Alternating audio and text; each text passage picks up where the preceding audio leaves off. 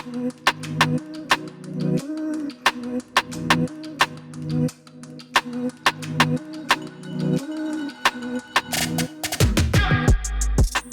and welcome to another Empathy Week webinar. Thank you very much for coming and attending at night or in the morning, depending if you're wherever you are in the world. Great to see some people coming back that have been at events throughout the week, so welcome again.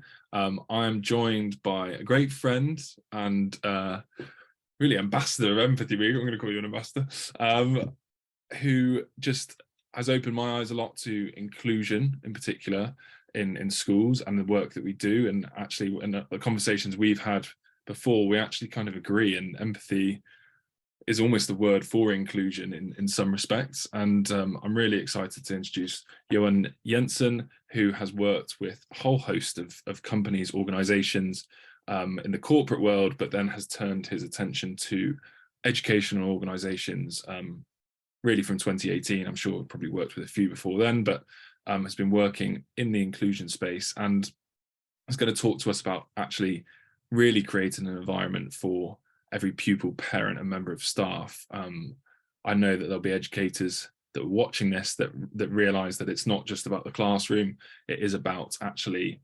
beyond the whole school community, and how do we move forward in the 21st century with everyone being included. So Johan, thank you very much for being here. I'm going to pass over to you. I'm going to disappear backstage, but I will be there. Please use the Q&A function at the bottom if you're watching to either send a comment or a question, and you can also do that anonymously if you would like. So Johan, over to you. Thank you so much, Ed, and welcome everybody to this evening webinar.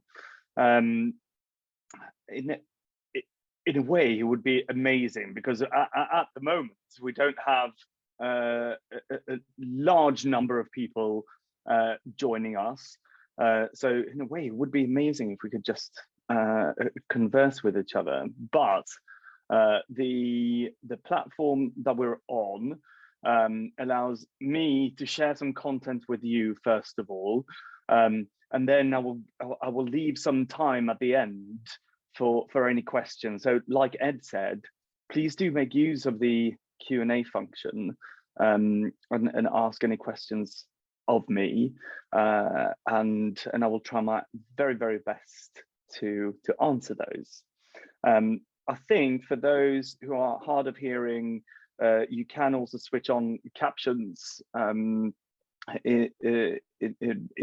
Zoom, so please do that, so that you could read what I say. But Ed invited me to speak during Empathy Week to talk about inclusion, and of course, inclusion is what I do on a day-to-day basis with schools, groups of schools like multi-academy trusts, both in the state and in the independent sector, to try to create more inclusive organizations. And I say organization for a specific purpose. I think when we talk about schools, our attention goes straight away and 100% to the pupil. And in certain circumstances, that's correct. But schools are so much more than just there for pupils. Schools are also there for the staff that are working there. It's there for the parents. It's there for the wider community. So I like to think about schools as organizations to get more a rounded approach to any work that they do around diversity and also inclusion. So I founded All in Education in 2017. We're a very small team of 2 people. I've got some associates as well, and we've worked with a range of different organizations since 2018. Of course, in 2020, after the brutal murder of George Floyd, the issue of diversity, racism, and also inclusion has risen on everyone's agenda, including education institutions. So since 2020, we have worked with a very large number of schools, and we can now start to see some of the impact of that work, which is really positive. So to kick us off, these are two questions for you to ponder and just reflect on when you just individually. The first question is, how do you identify through a diversity lens? And also, when have you felt like you're not included? If you reflect on those questions, I will tell you my two answers, but please do reflect on these two questions because they are critical to the rest of the content of this session. So the way that I identify through diversity lens is that I am a white, gay man. I'm also a father of a 3.5-year-old daughter who's adopted. She arrived with me and my husband when she was 5 months old. Her coming to my family has absolutely influenced my identity and how I see myself. I'm also an extreme extrovert. That's also very critical to how I identify through the lens of diversity. I'm also Swedish. So I'm in a different culture to where I live. So I live in the UK, but I am from Sweden. I grew up in Sweden. My whole family lives in Sweden. But that also informs my identity. When I've felt excluded, I will use a professional example here. I was a director at a charity a few years ago, and I was in a director's meeting, and I was putting forward an opinion, or I was presenting an opinion, and the way that I speak, the way that I present is usually using my hands a lot, and I'm quite dramatic in the way that I present. But as I was mid-flow, across the table, another director did a gesture of a limp hand at me, suggesting that I was presenting in an effeminate way, and that was somehow a negative way of presenting. So of course, it threw me completely off course, and I didn't perform at my very best. I certainly did not feel like I belonged in that group of directors. So I can now see that when people feel that they are excluded, I can see what impact I've felt that instance of exclusion impacted on the way that I could perform in that particular situation. And I'm encouraging you to really answer these two questions to yourselves, because I think it's central to empathy. Central to empathy, from my perspective, is that you take a good look at yourself, first of all, and then you ask yourself questions around, so when have I not been in the best position? What did that do to me? If other people around me, staff, pupils, parents, if they are feeling that feeling of exclusion, am I putting them in the best position possible to perform at their highest? Probably not.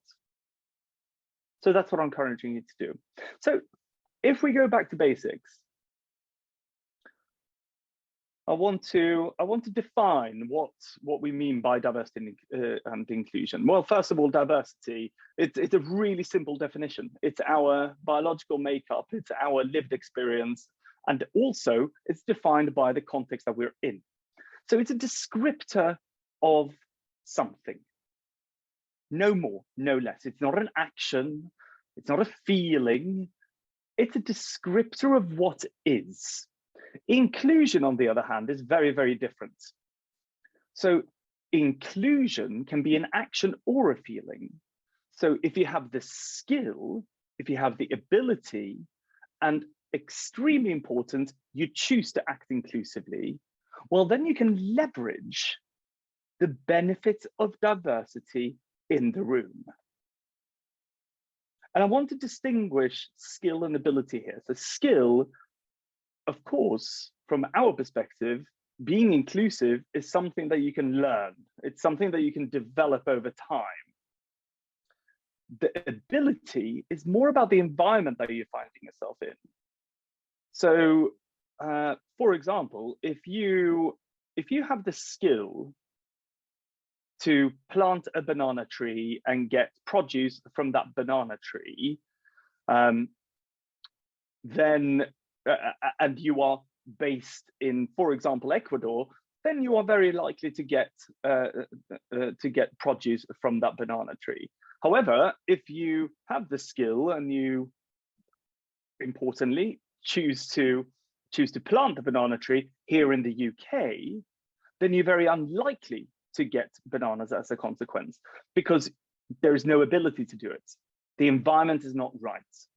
So that's when the school or the organization comes into play. So the organization needs to cultivate that environment of inclusion in order for you to act inclusively. So that's the distinction between the diversity and inclusion. And in my description of myself, through the lens of diversity, I was using quite a few characteristics of myself. So I said I was white, I said I was gay, and I said that I was a man. You know, a person is never just one thing. We're always a multitude of things.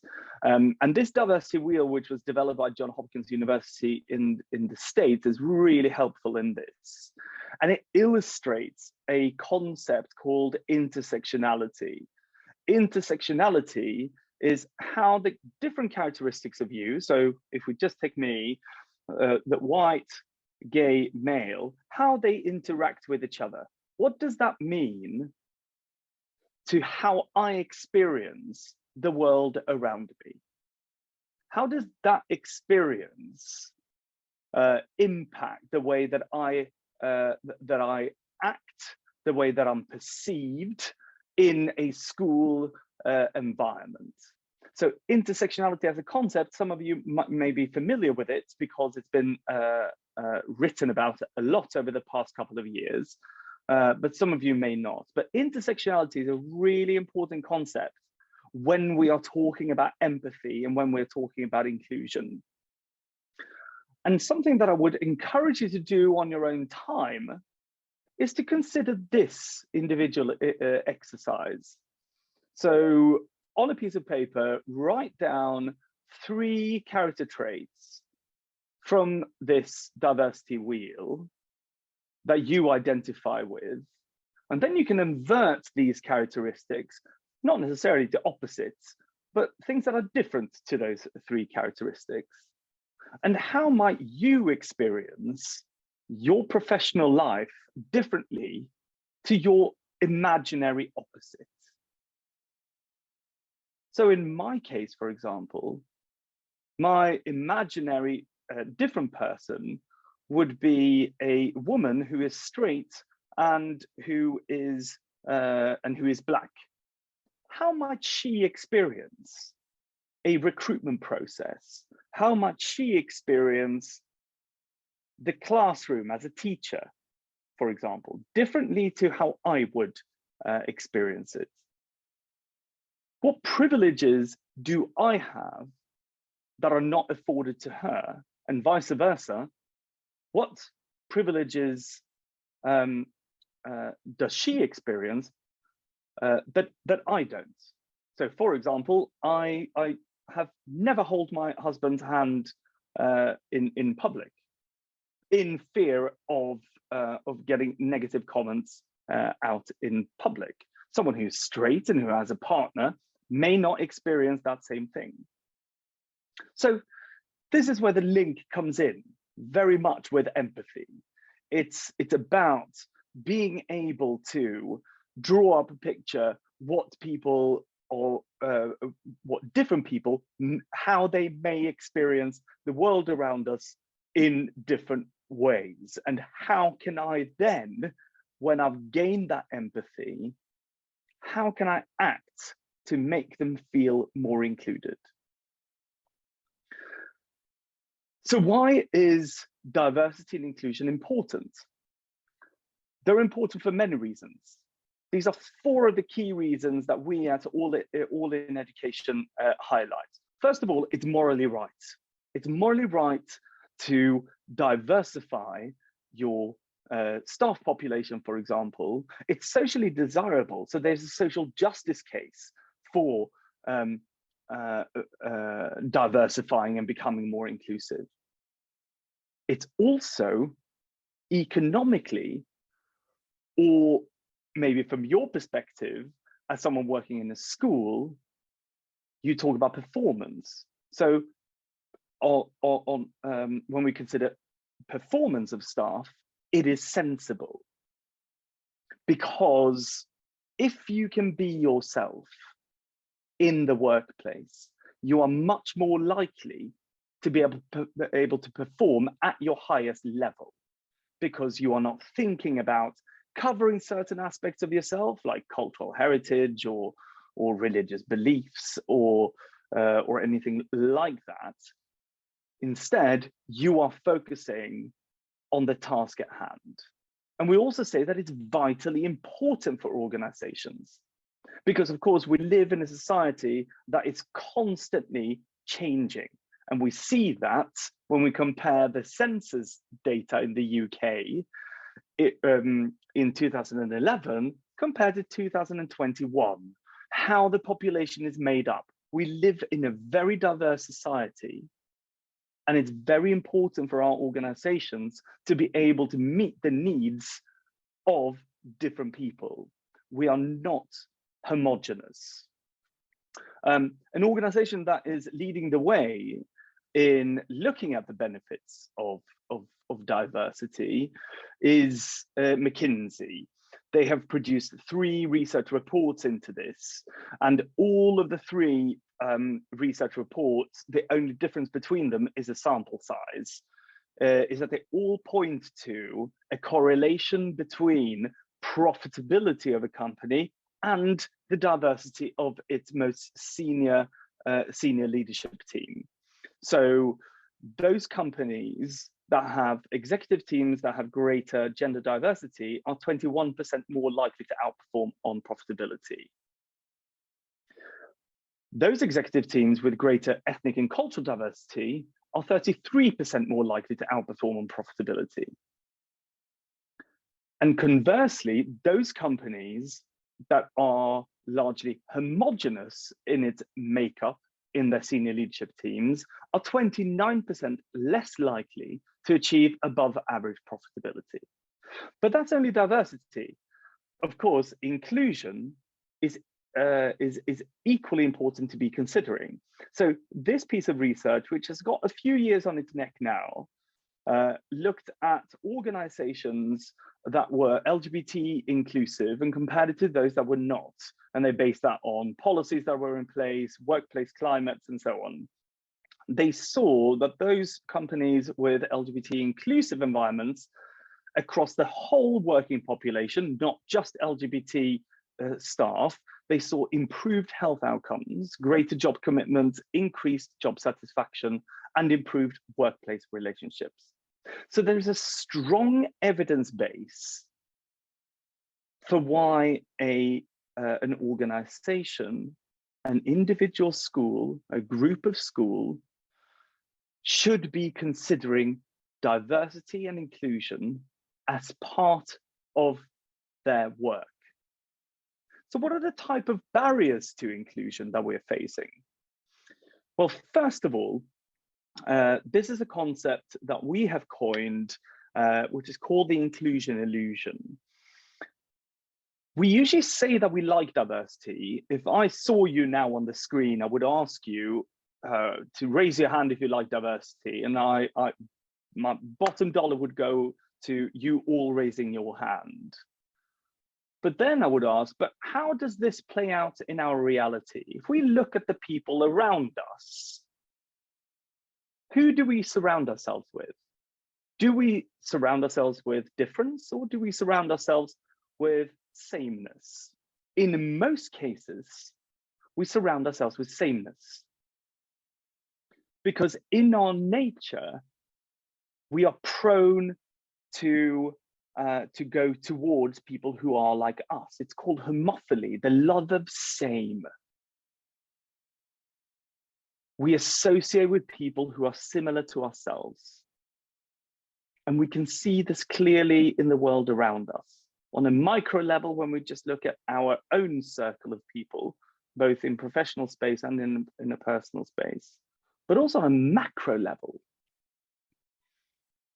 When we look at the makeup of organizations, institutions, and so on, who are recruited and promoted, they are very, very similar to the person who's the head of that organization. So it's very easy for us to create an illusion about ourselves that we like inclusion, we like diversity, just because we believe in it. But there is a cognitive dissonance between believing and also the actions that we take. So we need to marry those two. We need to be very purposeful in our approach to becoming more inclusive as individuals and as organizations. That's our headline barrier to inclusion. Our second barrier to inclusion is a concept that was coined by Cherie Schmidt in 2016.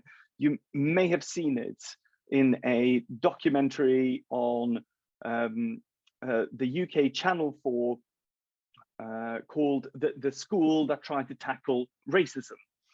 She introduced a cycle of oppression where it starts with us making up stereotypes in our heads about different groups of people, which leads to us having a prejudgment of that group of people, or an individual that is part of that group of people, how they will behave, what they will say, how they will act. If we act on that prejudice, then that leads to discrimination, especially if we are a person in a position of power, which probably most of you are. You're either a teacher, a teaching assistant, support staff, or a leader in the school. So you sit in a position of power. So if you act on that prejudice, that leads to discrimination. If it happens on a systematic level, that leads to oppression of a group of people. And that can sometimes be internalized by the oppressed group, and therefore feeding back into your stereotype of that particular group. The third barrier to inclusion are microaggressions, and you may have heard this because it was the most Googled term in 2020. Me and my associates, we have either heard these microaggressions or experienced them ourselves. The one that I want to particularly point to is the one in the top right-hand corner, worth pronouncing. My name is worth pronouncing. This comes up again and again and again in our work with schools, where students feel devalued because their name is mispronounced again and again and again and again by a single teacher or the whole staff team.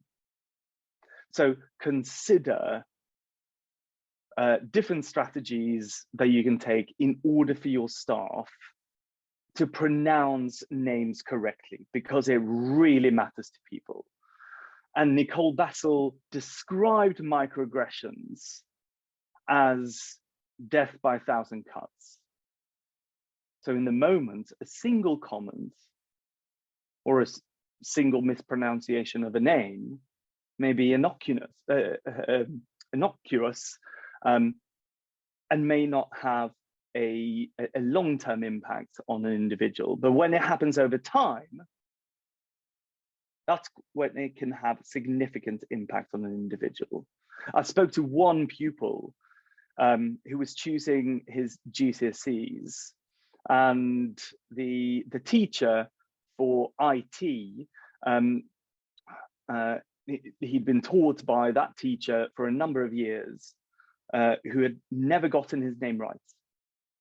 And even when being corrected and told how it was pronounced, this particular pupil didn't choose IT as a consequence of it being taught by that teacher, because he didn't feel valued or seen by that teacher. So it has real impact. The fourth barrier is bias. You will all know the word bias. You know, we all have it. In fact, people usually use it as a negative. Bias is actually something that is absolutely natural to our state of being. We need bias. We need bias to help us navigate the world, to judge a situation based on previous experiences and so on and so forth. We couldn't really make good decisions without our biases. However, they can have unintended consequences if they are left unchecked. And there are different types of bias. Last time I Googled it, I found 25 different types of biases. These are some on the screen here: confirmation bias, anchoring bias, groupthink, and an unconscious bias. And I will leave it to you to Google these terms afterwards. But bias is something that an organization and individuals need to check themselves against when you are making critical decisions. Of course, there's not always time to do that. So what I always ask clients to do is to, at certain points, when you know that a decision will have a long-term consequence for either an individual or a group of people, that's when you take a step back to consider how these biases may have impacted your decision. One good example of this is behavioral policy and behavioral actions on behaviors amongst pupils. So if a pupil behaves in a manner that they shouldn't have done, and you take a decision on what to do as a consequence of that, check your bias against it. Have that pupil done this in the past? Are you just basing it on that experience? Or are you judging this particular instance? The final barrier to inclusion is inattentional blindness. So at any one time, we're confronted with 11 million pieces of information. And then through our perceptions, interpretations, preferences, and selective attention, all of these stages are, by the way, heavily influenced by our biases. We're only able to absorb 40 to 50 pieces of information. So there's, of course, lots of information that we won't be able to absorb. So the critical question that we need to ask ourselves is, when you are making key decisions, who is in the room making these decisions? What are their backgrounds? What are their experiences? What different perspectives are we getting to this? And this is to avoid the risk of inattentional blindness. So these are 4 to 5 different barriers to inclusion. So how do we remove these barriers? Well, first of all, I would say that it starts with you as an individual. That was very Sir Alan Sugar, by the way, with my finger. That was not on purpose. Inclusion starts with I. So literally, it starts with I, but also conceptually, it starts with I. So be aware that you are naturally biased. This is normal. Make a conscious effort to go beyond first impressions when you meet people. You know, you will have judged me on the way that I spoke at the beginning of this session, and that might have clouded the way that you have listened to my content. If you just think about that when you're meeting people and speaking to people, then instruct yourself to be fair. Be fair to that person in the way that you listen and the way that you interact with them, regardless of what their background is. And then practice identifying and challenging stereotypical thinking in yourself. That's how you stop that cycle of oppression. When you get a stereotype in your mind, that's when you need to instruct yourself to stop yourself. Make an effort to interact with people against whom you have biases. So research tells us that the more time that you spend with people who are different to you, the less likely you are to stereotype them. And then focus on objective, verifiable criteria when making decisions so that you don't rely too heavily on your biases. And of course, we're constantly in challenging situations, whether it is with pupils, with our team members, with senior colleagues, and often these challenging situations when people are acting in a discriminatory way, in a biased way, then we need to ask ourselves, who am I in that situation? And we have come up with 3 different types, and this is not types of people, this is types of behavior in a certain situation. You can be a colluder, you can be a bystander, you can be a challenger. You will probably have been all of these at any one time. The challenge I have to you is to move towards being the challenger most of the time. So here you can see the colluder thinks that I want to be part of the in-group. I don't want to be a killjoy or be left out. The bystander thinks this has nothing to do with me. I don't want to get involved. Why should I? The challenger thinks I'm also accountable if nothing is being done. And I allow the behavior to continue. So move towards being the challenger in most circumstances. And in our work, we have kind of broken down what successful schools do around this diversity and inclusion space. Top headline there is being knowledgeable, aware, and responsive to diversity, to people's different experiences, their backgrounds.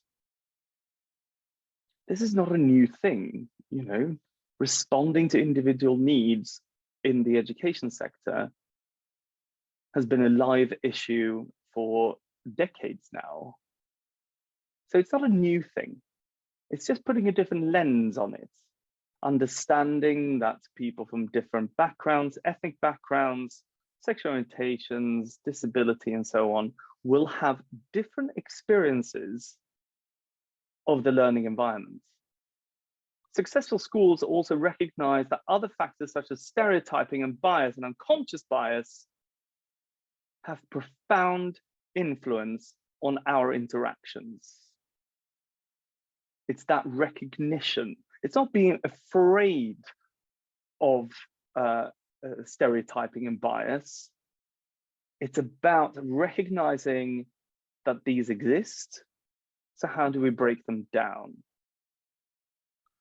Very practically, what we usually say to our schools and groups of schools is that in order to become an inclusive leader, and that can be you as a teacher, it could be you as a support staff, or you as an SLT, these are the type of things. So it starts with you, first of all. Also, it's about listening, create groups that can form safe spaces to talk about their experiences. It's also about data. It's about accountability. Who leads on this? Who is responsible for progressing diversity and inclusion in your organization? And who do we look to as role models within the education space and also from other sectors? And also, this is not a single initiative. This is not a 6-month project. This is not a year's project. This is continuous. So we also need stamina. We need to create that very strong case for why you as an individual, whether you belong to a majority represented group or a minority represented group, what's in it for you? What's in it for your school? What's in it for your group of schools? You need to crack that question in order to create that stamina and do it over a longer period of time. So I think at that point, I will stop for any questions. And I'm just going to stop for this quote. If you do what you've always done, you will get what you've always gotten. So when it comes to diversity and inclusion, there is certainly some stuff that you need to do differently, whether it comes to teaching and learning, curriculum development, recruitment, retention, talent management, and so on. There's something that you need to do differently to get a different result. And on that note, thank you very much. And Ed, I hope that you are in the room. I am here. Sorry, I was just checking I wasn't muted. Thank you so much, Johan, for that. That is, I could listen to you speak for hours, because I think you just distilled probably, and I'm sure people watching, distilled so much information into so many useful bite-sized chunks. And I particularly like what you said about bias. I always talk about bias as something that everyone has, and my science teacher background in terms of, like, you know, not feeling guilty for having that bias, but importantly, identifying it and a starting block. We do have a couple of questions and we've got a couple of minutes. So I'll read the first one out. Fascinating stuff. Johan, thank you so much for this. Is there any data around the impact of diversity in school leaders and the impact on schools' performance, both academically and pastorally, from this? So I think that was asked around the time when you were talking about McKinsey. Yeah. So there's an interesting report by Google. They did a piece of research into how unconscious bias impacts teaching and learning in the classroom. So if you Google unconscious bias in the classroom, you will get really good report there. There's nothing UK based on this, but there is some really interesting research by Adurio. They conducted a survey, I think over 20,000 educators in the UK took part, that looked at inclusion, it looked at leadership and staff issues, equality, and how people are feeling in terms of psychological safety. That's also open source material, so that's really good evidence as well. Yeah. Amazing. And yeah, I think it's really compiled evidence what we see in business and organization, how that should shift across anyway, which is amazing. We just had a question coming from Macron, which says, what questions can we ask ourselves to check for bias? Oh, yeah, that's really interesting. So so the different types of bias that I highlighted in the presentation, there's one which is anchoring bias. I'll just illustrate with an example of that. Anchoring bias is when you receive an initial piece of information and you make a consequent a decision based on that initial piece of information. A good example of that is when you look at CVs, what, you know, institutional names and so on that pops out. What does that do to your decision making? And I usually say, when you go through CVs, when you see someone who's been educated at Oxford and Cambridge, they usually go directly into the yes pile. And because not that you've experienced Oxford and Cambridge educated people or been to Oxford or Cambridge yourself, but the knowledge of what people who have gone to Oxford and Cambridge, which is they can essentially do any job under the sun because they will just by osmosis be excellent, means that you make a decision on that, even if you have not had that experience. So it's asking yourself a question: on what basis am I making this decision? On what basis am I making the decision to reprimand someone because their behavior in school? Is it based on the things that they've done in the past? Is it based, it's taking a step back. It's really taking a step back and take a good look at yourself and your own bias. And that can come from, different sources, externally and internally, of course. And it takes time as well, I think, is you know, it's like empathy. I always say, if you want this quick fix, push the button, done. It's really a continuous process, and I think it's just about that commitment to the process, isn't it? Yes, and also, like I said earlier, it's also to select the points, because you don't always have the time to do it. It's being able to identify, okay, me taking this decision now will have significant impact on an individual or groups of individuals. So it's selecting the times where you say, no, hold on a moment. I need to consider my own biases here, where I'm taking information from, who I am listening to in order to make that decision. Absolutely. Paul has asked, we feel pretty confident working with our staff and with our pupils in a primary school. How can we get parents and carers on board with what we are working on in terms of diversity and inclusion? Yeah, it goes, for me, this question actually has come up more and more.